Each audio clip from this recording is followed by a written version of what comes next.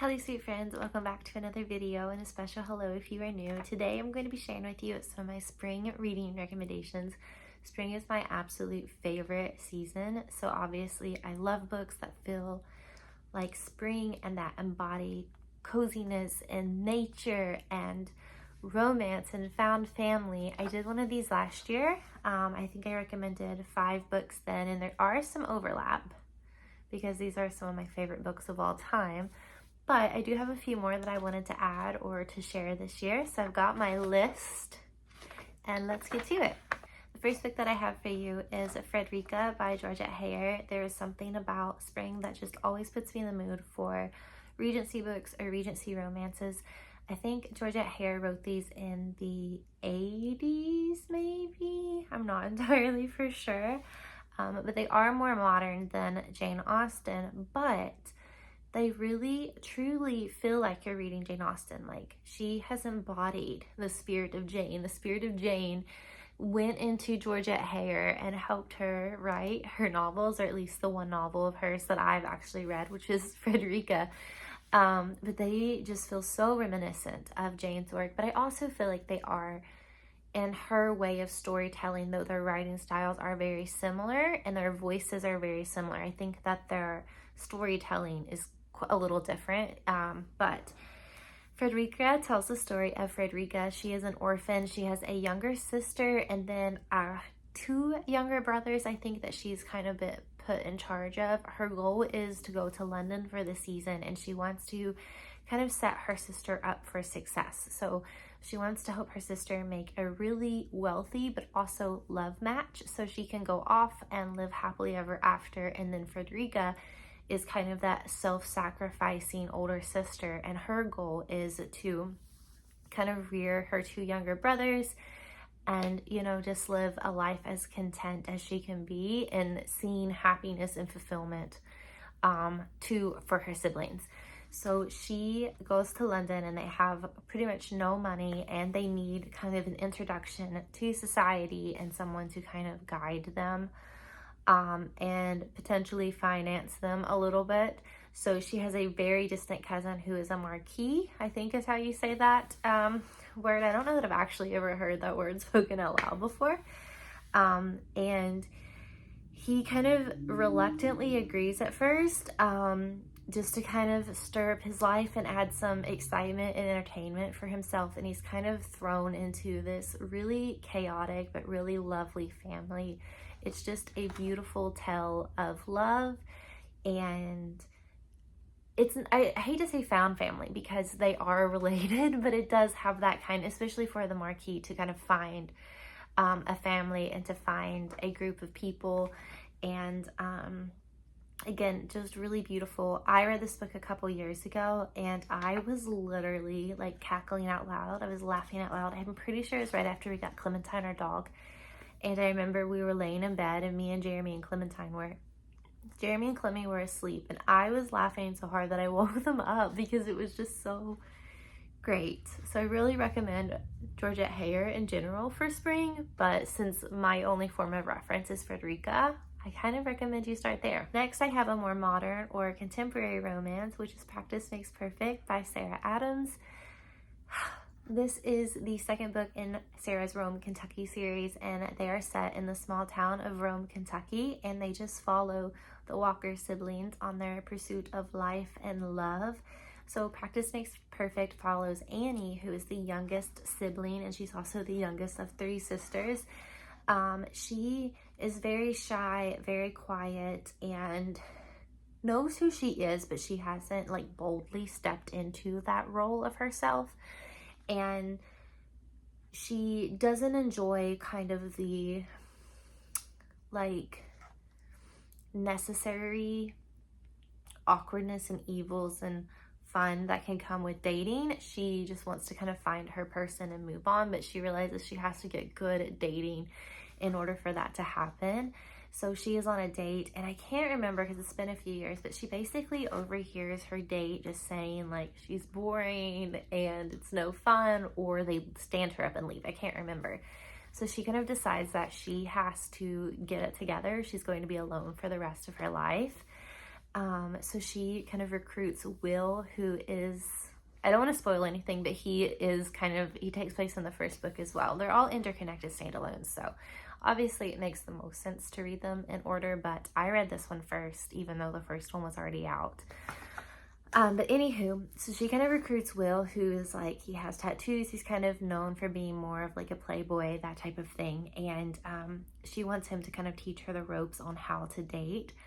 So it has that element of fake dating, and of course, you know, it's kind of a predictable storyline in terms of those things, but they do kind of fall in love, and it's just really beautiful to see Annie step into her own. And it's also really beautiful to see Will soften. Like, I think they balance each other out so well in that way. I've read all of the Rome, Kentucky series, and it's by far my favorite just because Annie is me. Annie is my heart. And I think the reason that this book makes me think so much of spring, one, is because I read it in spring, and two, Annie owns a flower shop. So it just kind of gives you the right vibes there, the right aesthetic. Next, I have the Guernsey Literary and Potato Peel Pie Society by Mary Ann Shaffer and Annie Barrows. This book to me feels like spring. I feel like a lot of people know the story of Guernsey, but it feels like spring for me because it just feels like rebirth and renewal. It feels like coming out of a long, dark winter, like metaphorically, and stepping into the sunlight. And embracing really beautiful change. This is set right after World War II, and it follows Juliette. She is a writer in London, and during the war, she wrote really silly, kind of plucky stories to cheer people up. And now that the war's over, she wants to be taken more seriously as a writer.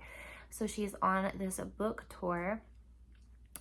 For her stories. They've kind of taken them and compiled them into a book, and lo and behold, she kind of connects with a man who lives on Guernsey. Guernsey is an island off the coast of England, and it was occupied by the Nazis in World War II.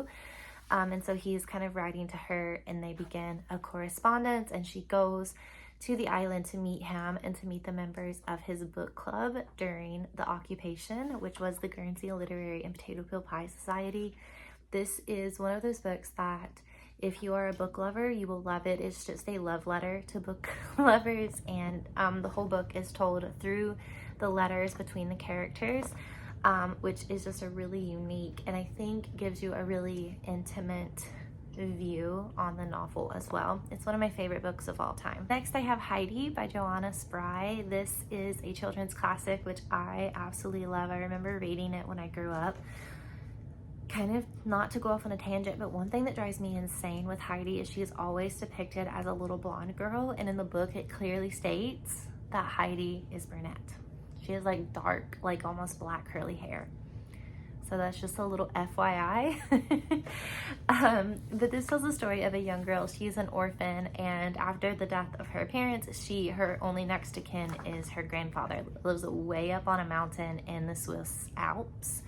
So she has to go there, and it's just kind of her coming of age. And I love kind of the trope of this like grumpy older person with this like vibrant child, you know, like Anne of Green Gables kind of vibes. I just love when you have a young child that kind of brings life back into someone, and you definitely see that. The descriptions of nature and what Heidi kind of grows up in is beautiful. She also has a really close friend, and she also leaves for a while and goes to the city and just kind of realizes that the Alps are her home. It's just a really, really beautiful novel, and I think if you love Anne of Green Gables, I really think that you would love it.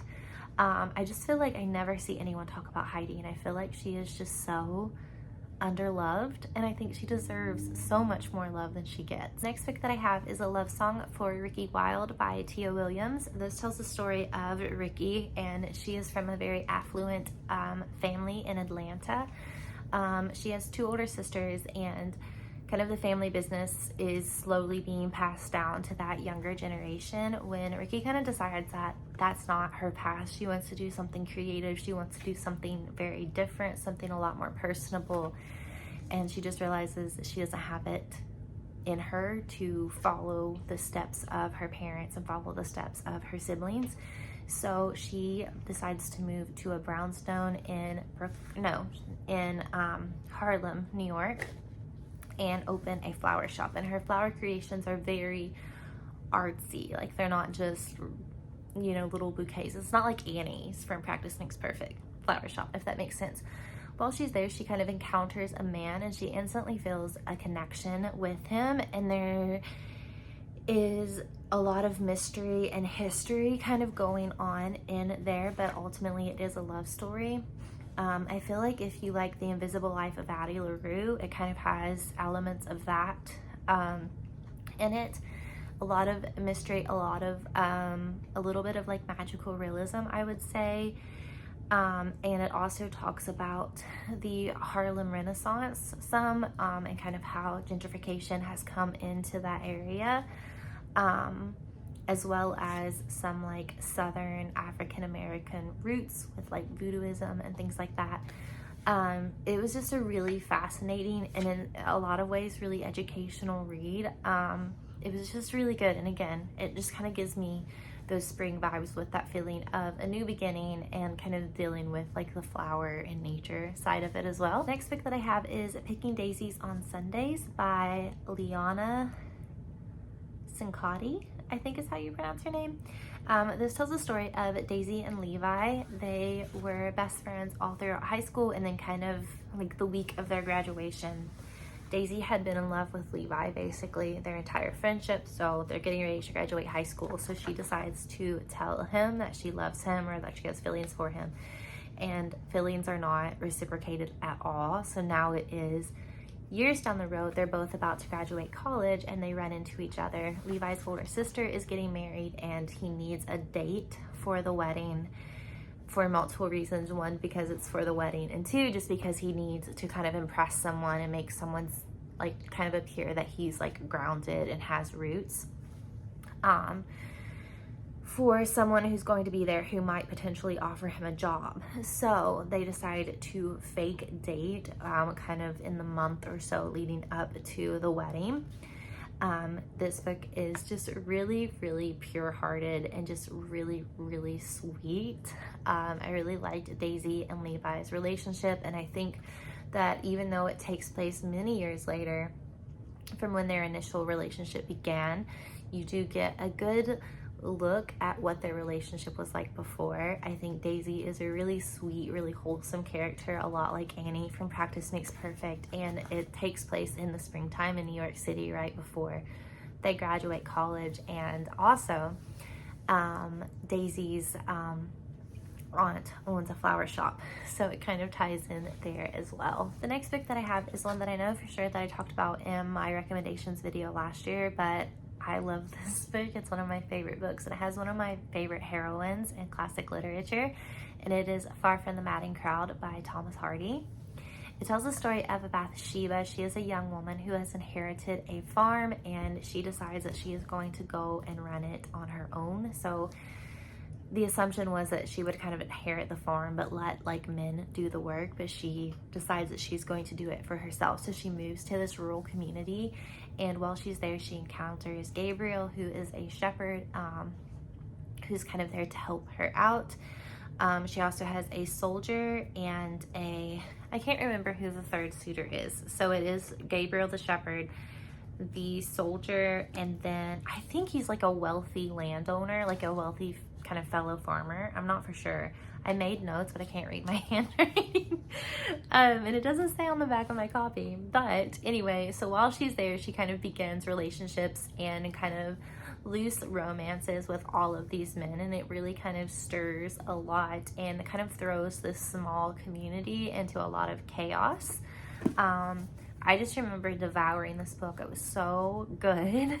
But just the descriptions of nature, the descriptions of farm life, the budding romance, the new beginnings of Bathsheba, taking on this farm just really feel like spring to me. And there's a really beautiful quote on the back, so hopefully that will like spark your interest. But it says, "I shall do one thing in this life, one thing certain, that is, love you and long for you and keep wanting you till I die."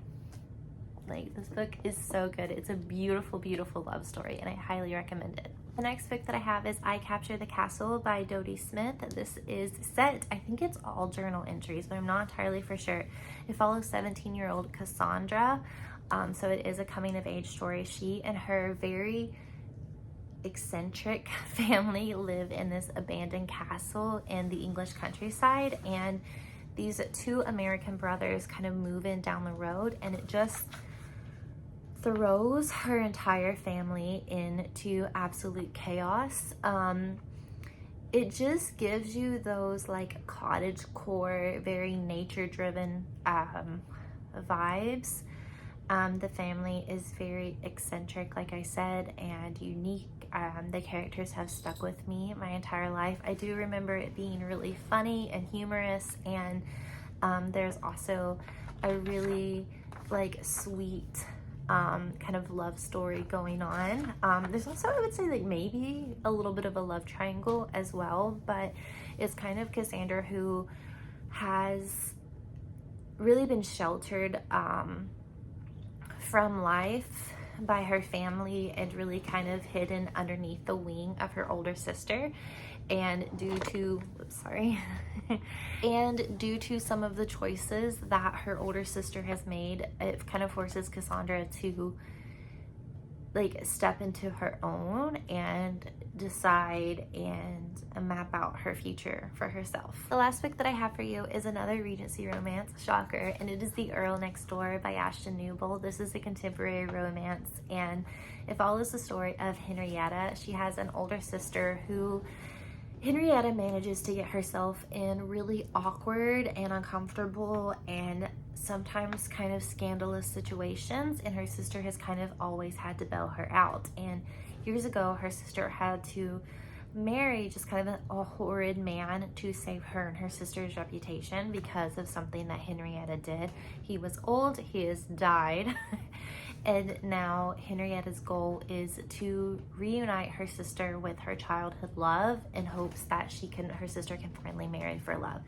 So after a scandal, Henrietta and her sister are going to Bath to escape the London season, and they take up a house there to rent.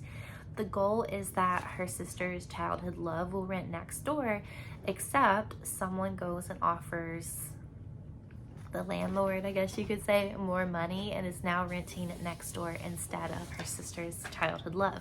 His name is Charlie, and he is in Bath because his father has kind of gambled away a lot of their fortune, and as a result does not have a good dowry for Charlie's sister.